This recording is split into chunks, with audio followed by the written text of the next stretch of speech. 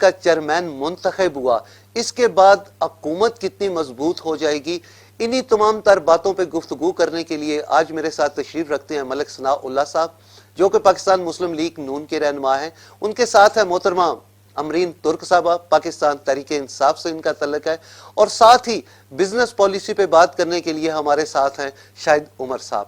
تو میں تمام تر مہمانوں کا بہت شکر گزار ہوں کہ آپ یہاں تشریف لائے۔ تو سب سے پہلے میں بات شروع کروں گا ملک ثناء اللہ صاحب سے۔ ملک صاحب یہ بتائیں، کہا یہ بھی جاتا ہے سر کہ جو آپ کی اعلیٰ قیادت تھی یہ ان کی نالج میں تھا جو کچھ سینٹ میں ہوا، کہ اگر زرداری صاحب کے یوسف رضا گیلانی صاحب بن جاتے تو خاص طور پہ جو آپ کا بیانیہ تھا، جو آپ کی تاریخ تھی، وہ بڑی پسماندہ مدھم سی ہو جاتی، اور آپ یہ چاہتے تھے کہ پیپل پارٹی آپ لوگوں کے ہمیشہ ساتھ رہے۔ تو کیا یہ بھی فیکٹر شامل تھے اس میں؟ نہیں، یہ باتیں لوگ باتیں کرتے رہتے ہیں۔ میاں نواز شریف نے ہمیشہ دیانتداری کی سیاست کی ہے، اس ملک کے لیے کام کیا ہے۔ میاں نواز شریف کا اس دور دراز تک یہ کوئی تعلق نہیں اس بات سے۔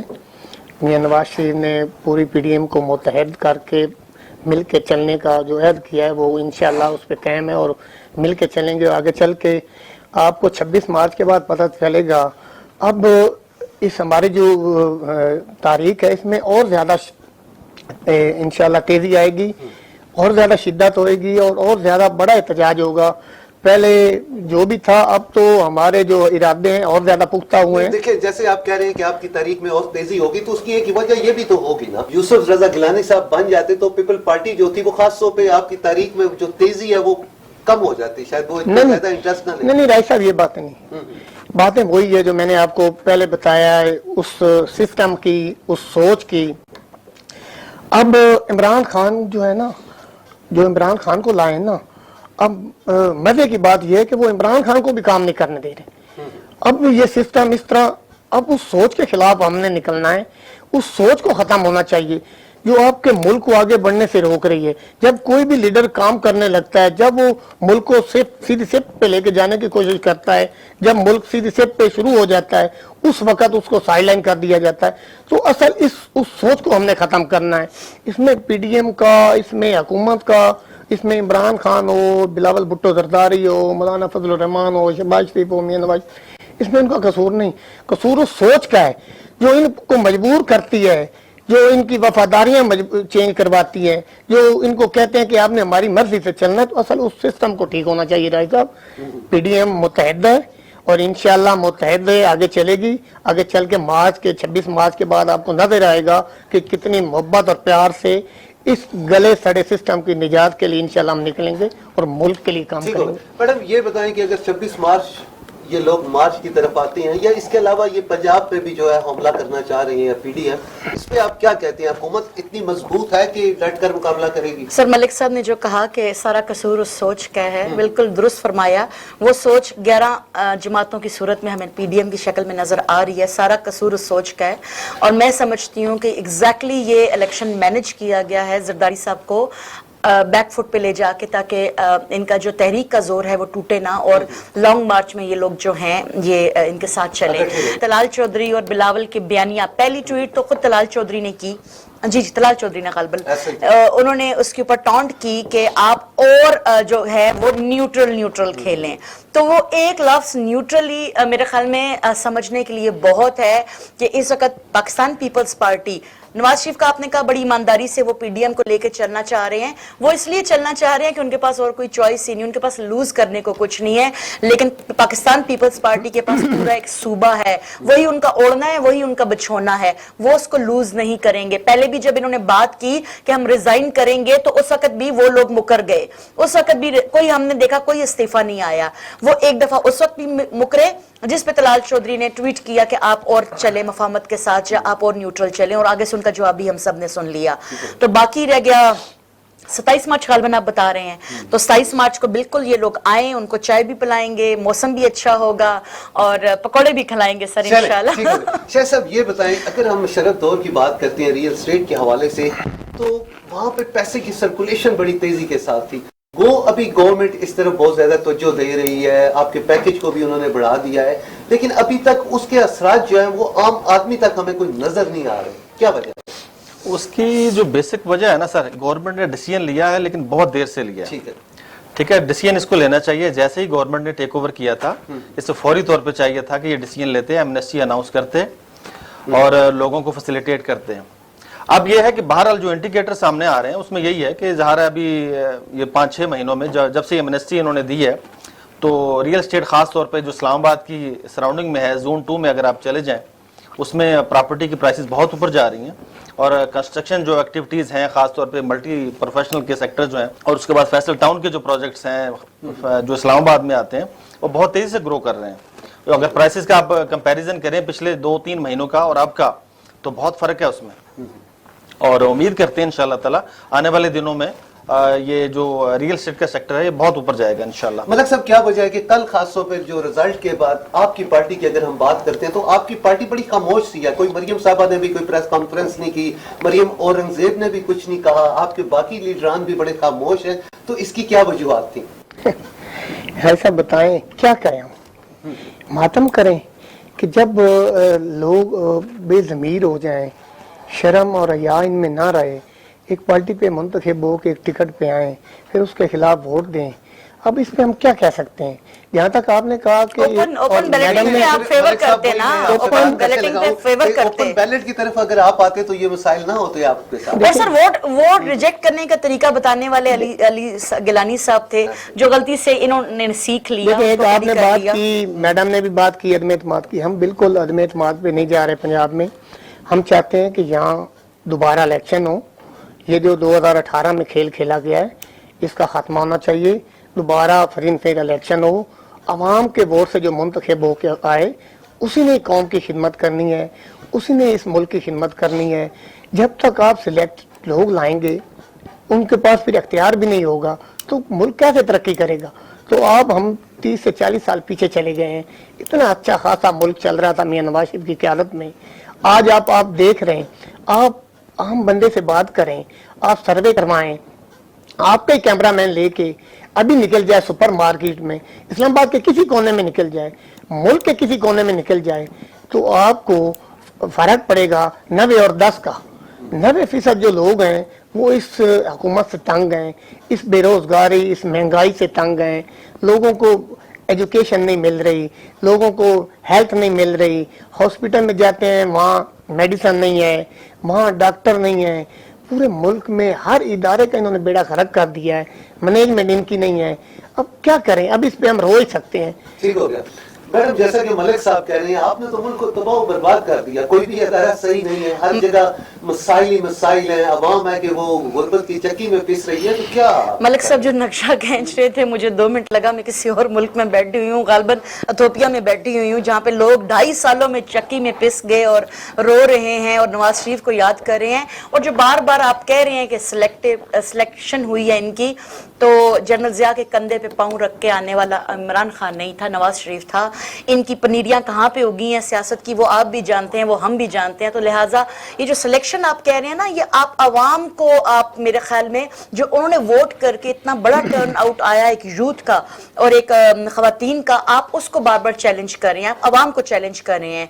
پہلی بات تو یہ ہے کہ اگر آپ لوگ چاہتے ہیں کہ عوام ہی سلیکشن کرے اور الیکشن کرے اور پراپر وہ اپنا ووٹ کرے تو آپ 5 سال دیں نا. آپ 5 سال سموتھ ورکنگ کے دیں. آپ کو خوف ہے کہ سینٹ میں ان کی اکثریت آ گئی، ایوان بالا میں ان کا چیئرمین بیٹھ گیا تو یہ ایسی لیجسلیشن کریں گے، یہ ایسی قانون سازی کریں گے کہ یہ جو چور لٹیرے جتنے پاکستان سے باہر بیٹھے ہیں مال لے کے، ان کی زندگی عذاب ہو جائے گی، ان کے بچوں کی سیاست ختم ہو جائے گی. یہ جو 11 پارٹیاں ملی ہیں نا، یہ جو مکس اچار ہے پی ڈی ایم، یہ اٹ سیلف اپنے اوپر ایک بہت بڑا سوالیہ نشان ہے. یہ وہ لوگ ہیں جنہوں نے 2012 میں گیلانی کو نااہل کرانے کی مٹھائی کھائی تھی اور ابھی یہ مٹھائی کھا رہے تھے اس کو چیئرمین بنانے کی. پھر آپ نے دیکھا کہ انہوں نے ہی اس کو ووٹ پول نہیں کیا صرف اپنی خود غرضی کی خاطر کہ یہ ان کے ساتھ لانگ مارچ میں ان کا ساتھ دیں. یہ جب مٹھائی کھاتے ہیں یا حلق میں انگلی ڈال کے اس کو نکالتے ہیں. اس دفعہ بھی ان کے ساتھ یہی ہو گیا ہے. اور میں بار بار کہوں گی کہ وہ جو علی گیلانی صاحب جو ووٹ کرنے کا طریقہ بتا رہے تھے نا، وہ غلط کرنے کا، یہ جو اب کہہ رہے ہیں کہ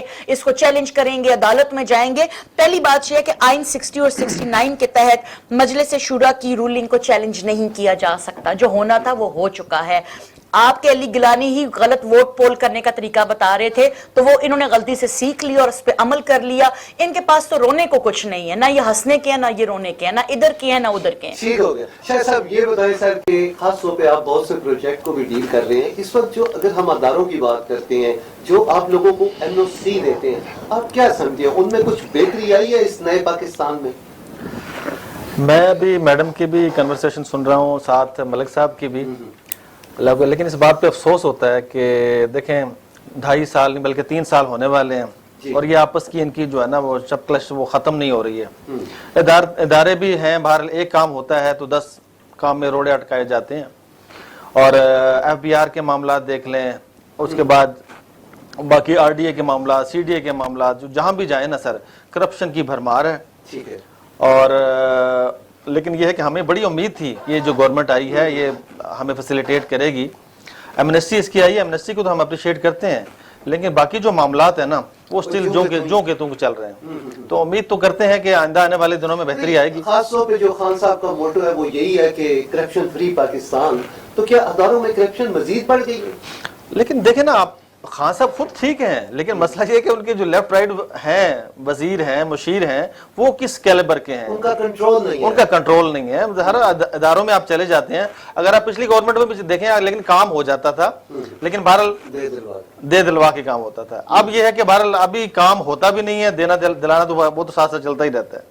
سر کسی چیز کو جڑ سے پکڑنا پڑتا ہے نا, قانون سازی ہوگی نا, قانون سازی ہی کے لیے تو مینج کیا گیا یہ گیلانی صاحب کو اور سارے معاملات کو نا, تاکہ ان کے راستے روکے جا سکیں. میڈم ایک بات تو آپ مانے کہ اداروں پہ آپ کی گرفت مضبوط نہیں ہے. سر اداروں پہ گرفت اگر مضبوط نہیں ہے, ٹھیک ہے میں مانتی ہوں بہت ساری کوتاہیاں بھی ہیں, خان صاحب کی ٹیم میں بھی بہت سارے لوپ ہولز ہیں, میں مانتی ہوں, لیکن کیا یہ کرپشن ان 2.5 سالوں میں پاکستان میں آ گئی؟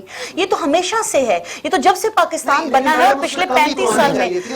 دیکھیں سر ایک بات یاد رکھیے گا, جب بھی آپ ریفارمز پہ کام کرتے ہیں نا تو وہ بہت لانگ ٹرم ہوتا ہے, اس کے اثرات, اس کے نتائج بہت دیر سے آپ کو نظر آتے ہیں. یہ کوئی میٹرو ٹرین یا پل نہیں ہے جو 90 دن کے اندر آپ کھڑا کر کے دکھائیں. آپ کو جڑ سے پکڑنا ہے, اور جڑ کیا ہے؟ آپ کا ایوان بالا.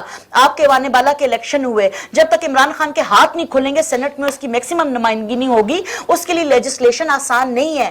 آج سارے کیوں کٹھے ہو گئے تھے کہ اس کو اس قانون سازی سے روکا جا سکے جو پاکستان کو آگے لے کے جائے گی, کیونکہ ان کے راستے اس قانون سازی کے بعد بند ہو جائیں گے. پاکستان کا سب سے بڑا المیہ کرپشن ہے, یہ ایک دن میں ختم نہیں ہوگی, اس کو جڑ سے اکھاڑنا ہوگا. ٹھیک ہے. ملک صاحب کل کیمروں کی بھی بات کی ہے, وہاں پہ آپ نے کوئی جو پارلیمنٹ میں کیمرے بھی لگے دیکھے, اس میں بھی آپ نے کل کافی شور مچایا, وہ کیا ماجرا تھا, اس میں کیا کہتے ہیں؟ دیکھیں یہ تو کمیٹی بنی ہے, انشاءاللہ جلدی آ جائے گی اس کی رپورٹ. اگر اس کو دیانتداری سے کمیٹی نے ہینڈل کیا تو انشاءاللہ یہ جلدی آ جائے گی قوم کے سامنے. وہ کیمرے جو تھے وہ کچھ کرپشن کر سکتے تھے. دیکھیں ان کے لوگ اپنے جو ہیں وہ پھٹکے ہوئے ہیں. اب یہ سارا انہوں نے خود کیا ہے. ایک تو یہ ایک بڑی مذاق والی بات ہے, یہ کہتے ہیں کہ اپوزیشن, اب حکومت آپ کی ہے, کنٹرول پارلیمنٹ ہاؤس پہ آپ کا ہے, تو اپوزیشن نے یہ کیسے کر لیا؟ یہ تو انشاءاللہ بہت جلد سامنے آ جائے گا. یہ جو میڈم نے کہا ہے, انہوں نے مدینہ کی ریاست ایسے بنانی ہے. عمران خان صاحب کہتے تھے کہ میں نے 20 بندے نکال دیے, میں تو ضمیر فریشوں کو رکھتا نہیں. پہلے تو انہوں نے ان 16 بندوں کو نکالنا تھا, 16 تھے یا 19 تھے, جنہوں نے ان کے خلاف, رائے صاحب بات سنیں, میری بات سنیں, انہوں نے 19 بندوں نے ان کے خلاف ووٹ دیا تھا. پہلے تو دیانتداری کا ثبوت یہ دینا تھا کہ ان کو انہوں نے نکالنا تھا. اب یہ جو دیانتداری کے بھاشن سارا دن پرائم منسٹر صاحب دیتے ہیں, انہیں پوچھیں کہ ووٹ تھے اپوزیشن کے زیادہ اور جیت گیا ہے ان کا کینڈیڈیٹ, تو انہوں نے ووٹ کیسے لیے؟ اسی مدینے کی ریاست اسی طرح بنائیں گے کہ آپ ان کو پریشرائز کر کے آپ نے ان کو فون کروائے ہیں یا آپ نے ان کو پیسہ دیا ہے. سر ہمارا ووٹ نہیں گیا, ہمارا مر میں بھی اگر آپ نے ان سے ووٹ لیا ہے, ہمارا ووٹ ریجیکٹ ہوا ہے, کسی چیز سے اگر آپ نے ان سے ووٹ لیا ہے, ان کو ضمیر فروشی پہ مجبور کیا ہے, آپ کا مدینہ کی ریاست بنانی مانی چاہیے حکومت کو. آپ کے 8 ووٹ ریجیکٹ ہوئے, ہمارا ووٹ وہیں پہ رہا. ہمیشہ یو ٹرن لیتے ہیں, ان کو کام کرنے کا پتہ نہیں ہے. پرائم منسٹر سمیت پوری ٹیم فارغ ہے, ملک کا بیڑا غرق کر دیا انہوں نے. یہی انہوں نے جو کام کرنا تھا نا, چوچے اور انڈے, ان کی یہی حیثیت تھی, یہی انہوں نے دینے تھے. اب انقلابی کام کرتے ہیں لیڈر, جو باہرلی دنیا میں بھی انہوں نے اپنے تلق بنائے, इस मुल्क में भी इनकलाबी काम किए। इनकलाबी काम होते हैं मोटर वे, इनकलाबी काम होते हैं एटमी कुव्वत मुल्क को बनाना, इनकलाबी काम होते हैं ऑरेंज और मेट्रो लाइन, इनकलाबी काम होते हैं लोड शेडिंग का खात्मा, यहाँ से दहशतगर्दी का खात्मा। ये इनकलाबी काम, ये इनकलाबी काम चूचे और अंडे लेके आप बैठ गए, मुल्क का बेड़ा गर्क कर दिया है और लोगों को आप वफादारियां तब्दील करवा रहे हैं। शर्म आनी चाहिए हुकूमत को भी और उस सोच को भी शर्म आनी चाहिए जो ये वफादारियां तब्दील कराते हैं। ठीक हो गया सर, यूनाइटेड नेशन की जनरल सेक्रेटरी ने खान साहब के 100 डेज वाले चूजे अंडे जिसका ताना दे रहे हैं, उसके बाद उसकी एक स्टेटमेंट, खान साहब अब चूजे और अंडे वाले रह गए। ऐसे वज़ीर-ए-आज़म से प्राइम मिनिस्टर चूजे और अंडे वाला कहना चाहिए। एक आम अंडे वाला प्राइम पाकिस्तानी की मिनिस्टर ग़िज़ाई ज़रूरियात तक उसकी नजर है, ठीक है, तो इन लोगों के लिए ये मजाक है। ये इनको प्राइम मिनिस्टर अंडे वाला कहना चाहिए। बेच के हमजा शहबाज क्या से क्या बन गया जब खान साहब चूजे अंडे और स्मॉल इंडस्ट्री की बात करते हैं। ये चूजे अंडे आपको बहुत कुछ बना गए, हमजा शरीफ को चूजे अंडे बड़ा कुछ बना गए। 1937 से बिजनेस में 1819 में जी जी बिजनेस में आ रहे हैं। जी जी, तो अल्लाह दादा ने सारा लोहा एक बेटे को सौंप दिया, सारी विरासत चूजे अंडे हमजा को सौंप दी। बिजनेस में आ रहे हैं। ये बताएं इनके पास हलीमा खान है, एक गरीब बंदे का बच्चा दुकान डालता है तो उससे चल नहीं सकती। ये जो चूजे अंडे को इधर इतने ऊपर ले गए। ये जो मशीनरी वाली हलीमा खान है, ये अरबोंपति कैसे हो गई? उनसे पूछें। ये दयानतदारी का भाषण देते हैं, करोड़ों रुपए शौकत खानम के ज़कात के पैसे ये जुए में हार के कहते हैं मैं डबल करने जा रहा था। जुए में शौकत खानम के करोड़ों रुपए हार के आप दयानतदारी की भाषण देते हैं। कभी वो मरीज से पूछें जिसने शौकत खानम का फ्री इलाज शर्म तो राजा साहब इनमें है ही नहीं। मैं ऐसे करोड़ों रुपए ज़कात के हार के कैंसर के मरीज दयानतदारी के भाषण देते जो हैं। शौकत खानम से मुस्तफीद हुए हैं। शर्म नाम की चीज नहीं है इनमें। चले चले मैं आप लोगों की तरफ दोबारा आता हूँ। शायद साहब ये बताएं, मौजूदा गवर्नमेंट इसको इंडस्ट्री का दर्जा तो देती है, लेकिन आप क्या समझते हैं इसके लिए कोई वजारत नहीं होनी चाहिए? डेफिनेटली इसमें वजारत इसको बाकायदा देना चाहिए। देखें बाकी जो बड़े लोग इसमें काम कर रहे हैं उनकी राह में आप लोग तो जो है ना वो गवर्नमेंट है वो रोड़े अटकाने के बजाय उनको फैसिलिटेट करे, उनको एडवाइजर मुकर्रर करे। आप जिस तरह जो बड़े बड़े नाम हैं रियल एस्टेट में, चौधरी अब्दुल मजीद साहब हैं और मलक रियाज साहब हैं, मतलब इन सारे लोगों को इनका एक विजन है। चौधरी अब्दुल मजीद साहब हैं, इनका एक विजन है, ये बहुत से लोगों को उन्होंने रोजगार दिया है। तो हम उम्मीद करते हैं कि आने वाले दिनों में गवर्नमेंट जो है ना इसको इंडस्ट्री का ना सिर्फ दर्जा देगी बल्कि लोगों को फैसिलिटेट करेगी, लोगों को जनाब जो प्राइसेस हैं उनको कंट्रोल करेगी और जो जनरल पब्लिक है उसको जो है ना वो रियल एस्टेट की तरफ हम रागब करने की कोशिश कर रहे हैं। लेकिन ज़ाहिर है उसमें लोगों की अफोर्डेबिलिटी वो उसके मुताबिक तो अभी गवर्नमेंट बहुत पीछे है। ठीक हो। शाह साहब एक और आपसे सवाल है कि जैसे खान साहब को 50 लाख घर बनाना चाह रहे हैं, जैसे अभी आपने चौधरी मजीद का नाम लिया, मलक रियाज साहब का नाम लिया और इसी तरह बड़े जो बहुत बड़े सोसाइटी ओनर, सर ये बताएं कि इन आप लोगों को इन बोर्ड लिए बगैर क्या गवर्नमेंट का ये प्रोजेक्ट पाए तकमील तक पहुंच सकता है? लेकिन बहरहाल इब्तिदा तो की है और इब्तिदा भी की है लेकिन बहुत देर से की है। ठीक है। आप उम्मीद करते हैं कि बहरहाल इसके अशरे अशीर भी कर लें तो बहुत बड़ी गनीमत होगी। 50 लाख घर तो दूर की बात है, ये 2-4 लाख भी घर कर लें तो ये बहुत बड़ी बात होगी है। ठीक हो गया। हाँ। मलक साहब ये बताएं, आप उन पे करप्शन का इल्जाम लगाते हैं, वो आप पे लगाते हैं, कोई ऐसा रास्ता नहीं हो सकता कि आप दोनों बैठ के इस मुजी मर्द से छुटकारा हासिल करें? देखिए राय साहब, जिस दिन इमरान खान ने प्राइम मिनिस्टर का हलफ उठाया था ना, उसी दिन शहबाज शरीफ ने फ्लोर पे खड़ा होकर कहा था कि आए मिल के इस मुल्क की खिदमत करें। आप इलेक्शन जीत गए, आप प्राइम मिनिस्टर जिस तरह भी मुंतखब हो गए, हम आपके साथ हैं, मिल के मुल्क के लिए काम करें। लेकिन इन्होंने क्या किया? अब बदकिस्मती है कि बजाय इसके कि प्राइम मिनिस्टर अपोजिशन के साथ मिलके लेके चलता, मिलके वो इनसे कुछ सीखता, इनसे सीनियर सियासतदान थे वो अपोजिशन में जितने बैठे थे, इस मुल्क के लिए काम करते, क्योंकि इस मुल्क के लिए काम इस मुल्क के लिए काम इन्होंने करना नहीं था। इनके पास 2 अल्फाज हैं, एनआरओ मैं नहीं दूंगा, ये चोर हैं और डाकू हैं। अच्छा भाई, अब ये चोर हैं डाकू हैं, आपकी हुकूमत को हो गए 3 साल, 3 साल में अगर 3 रुपए भी आपने इनसे डिलीवर किए हैं, अगर आपने इन पे साबित किए हैं, तो हमें ला के दिखाएं राय साहब, 3 रुपए भी ला के दिखाएं। इंशाल्लाह मैडम, ये करेंगे, बात तो इंशाल्लाह। मानने वाली है कि आपने रिकवरी अभी जी तक जी, हमने लोगों से बिल्कुल रिकवरी नहीं की है। आपको और तो हमेशा इंशाल्लाह इनके ये साथ जो मिल के बैठने की हाथ बात कर बढ़ाया रहे है। हैं ना, वो इसलिए कर रहे हैं कि रिकवरी ना की जाए, रिकवरी की जाएगी और एनआरओ नहीं मिलेगा। ये 11 क्या, ये सारी जमातें भी ये राय साहब आपने सुन रहा है, ये एजेंडा इनका वर्कर से लेके प्राइम मिनिस्टर तक, अगर एनआरओ नहीं मिलने से मुल्क के मसाइल हल होते हैं। आप मुझे बताएं, ये 3 अल्फाज हैं एनआरओ, इससे अगर तो मुल्क के कोई हालात ठीक हुए हैं तो आप मुझे बता दें। मैंने इनको नहीं छोड़ना। अगर इससे मुल्क में गुर्बत खत्म हो गई है तो हमें बता दें। मुल्क में लोग खुदकशियां कर रहे हैं, बेरोजगारी आम हो गई, 1 करोड़ बंदा बेरोजगार हो गया है, 50 लाख घर देने वाले 50 लाख घरों से बेघर हो गए। तो इनको शर्म तो है कोई ना, क्योंकि काम कर नहीं सकते। अब बेशर्मी की इंतहा है इनके पास। ये एनआरओ हमने नहीं देना, मैं इनको नहीं छोड़ूंगा। अच्छा भाई, भाई आप हमें जेलों में भेज दें, आप हमें जेलों में भेज दें, आप हमें जेलों में भेज दें, गरीब को रोटी दें, गरीब को रोजगार दें, मुल्क में तरक्की और खुशहाली लाएं। हमें सारी पीडीएम को जेल में भेज दें, हम जेल में जाने के लिए तैयार हैं। चले मैडम, इनकी ये बात तो आप मानती हैं कि मुल्क की खुशहाली के लिए आप इन लोगों को साथ लेके क्यों नहीं चलती? सर, किनको साथ लेके चले? जिनके खिलाफ करप्शन का नारा लगाया उनको साथ खड़े होके तो खान साहब की क्रेडिबिलिटी खराब करने वाली बात है, क्यों लेके चलेंगे? और जो गुर्बत इतनी पाकिस्तान में आई है, 2 मिनट के लिए बाकी पाकिस्तान को छोड़ें, सिंध तो इन्हीं के पास है ना, पीपल्स पार्टी के पास है ना, उधर से कितनी गुर्बत खत्म होगी है, कितनी उन्होंने गुर्बत खत्म कर ली है, जो बाकी इनको पंजाब और केपी का दुख खाया जा रहा है। ना बनाए तरक्की का। आप ये देखें कि मुल्क पे कितना कर्जा चढ़ गया था मुशर्रफ टाइम और इनके जो 3 टेन्योर गुजरे। राय साहब, एक ही इनके लिए है, कोई शर्म होती है, कोई हया होती है? एनआरओ नहीं मिलेगा, रहम करें, एनआरओ नहीं मिलेगा, मुल्क पे रहम करें। 1 रुपए भी टेबल पे रखे ला के कि ये हमने करप्शन में इनसे रिकवर किया है, ये इंशाल्लाह करेंगे। 3 साल में सारे हमारे अल्लाह के फजल से लीडर बाहर आ गए, बाकी शहबाज शरीफ भी बाहर आएगा और बाइज्जत बाहर आएगा।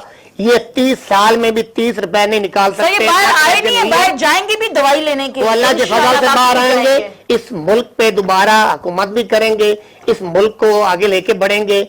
आपने तो 30 साल मुल्क को पीछे धकेला है, इंशाल्लाह दोबारा PMLN की हुकूमत आएगी, इस मुल्क को मसाइल से निकालेंगे। शाह साहब, ये बताएं सर कि पूरी दुनिया में अगर हम रियल एस्टेट एजेंट की बात करते हैं तो बड़े रूल रेगुलेशन है, लॉ है, लेकिन हमारे मुल्क में ऐसा कुछ भी नहीं है।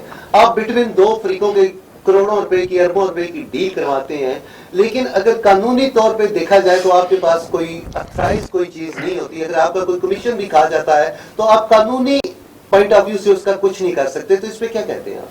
इसमें सर ये मुल्क की बदकिस्मती है। बाहर आप दुबई चले जाएं, टर्की चले जाएं, हर जगह जो रियल एस्टेट में जो लोग रियल एस्टेट के बिजनेस में आते हैं ना, बाकायदा उनको कोर्सेज करवाए जाते हैं और बाकायदा उसका आपको सर्टिफिकेट मिलता है, उसकी बाकायदा आप अप्रूव्ड रियल एस्टेट कंसल्टेंट होते हैं। लेकिन पाकिस्तान में जो न्यू कमर आ रहे हैं वो अपने सीनियर्स को देख के ही सीखते हैं, लेकिन बाकायदा उनके पास कोई इसकी डिग्री नहीं होती, कोई उसकी जो है सर्टिफिकेट नहीं होता। तो इस बारे में गवर्नमेंट को स्टेप उठाना चाहिए और इसका बाकायदा हर ऑर्गेनाइजेशन है वो गवर्नमेंट से रजिस्टर्ड होनी चाहिए। ना सिर्फ रजिस्टर्ड होनी चाहिए बल्कि ये है कि वो उन्हें ट्रेंड होने चाहिए, सारे मामला ट्रेंड होने चाहिए, क्योंकि रियल एस्टेट है, हर बंदा इसके साथ अटैच है।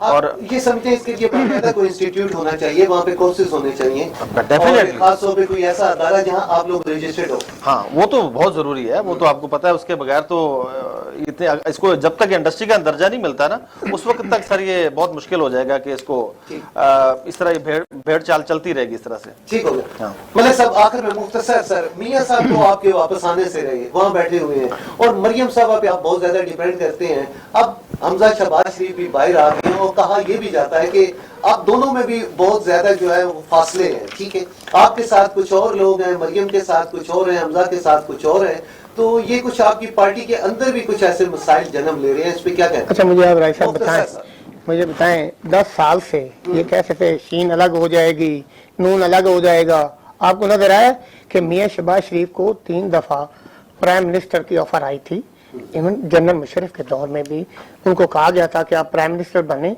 आप नवाज शरीफ को छोड़ दें, हम आपको प्राइम मिनिस्टर बनाते।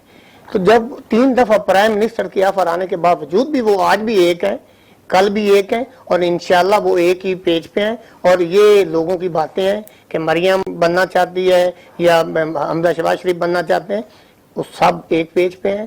میاں نواز شریف ہمارے لیڈر ہیں، انہیں کی قیادت میں انشاءاللہ ہم متحد ہیں.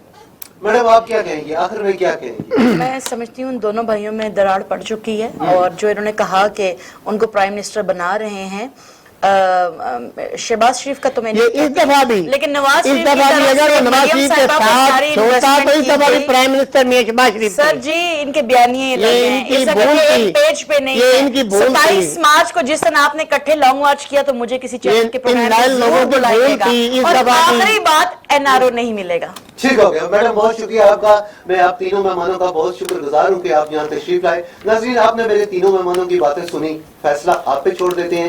اسی کے ساتھ ہی آج کے پروگرام کا وقت ختم ہوتا ہے. آئندہ پروگرام میں پھر آپ سے ملاقات ہوگی، تب تک کے لیے اللہ حافظ.